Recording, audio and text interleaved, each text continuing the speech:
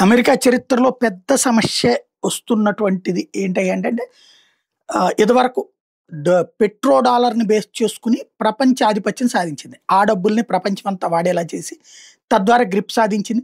చివరికి వివిధ దేశాలు పేమెంట్స్ డాలర్ల రూపంలోనే చేసుకునేడంతో అమెరికా వాడు వ్యాపారం చేయకపోయినా ఆ డాలర్లను ప్రింట్ చేసుకుంటూ బతికేసాడు. అక్కడ సర్వీస్ మీదనే బతికేసాడు. సర్వీస్ సెక్టార్ అంతానేమో ఇండియన్స్ పరమైంది. అదే సమయంలో మ్యానుఫ్యాక్చరింగ్ సెక్టార్ అంతా చైనా పరమైంది. ఇప్పుడు సంస్కరణ తీసుకొస్తున్నటువంటి దశలో దేశాలు తిరగబడుతున్నాయి. అందులో ఆల్రెడీ వెల్ సెటిల్డ్ అయినటువంటి దేశాలు ఇప్పుడు డాలర్‌లో రూపాయలు మార్చేసేసి ఓ పక్కన రిజర్వ్ బ్యాంకుల్లో బంగారం రిజర్వ్స్ పెట్టుకుంటున్నారు.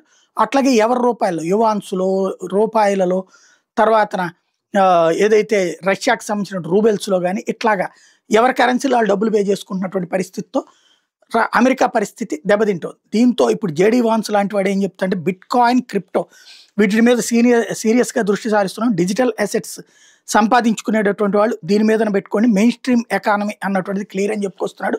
ఇప్పటికే వాల్మార్ట్ లాంటి వాళ్ళు బిట్‌కాయిన్స్‌ని ఏదైతే వీటిని అలౌ చేస్తున్న విషయం ఇక్కడ గుర్తు చేస్తున్నాడు.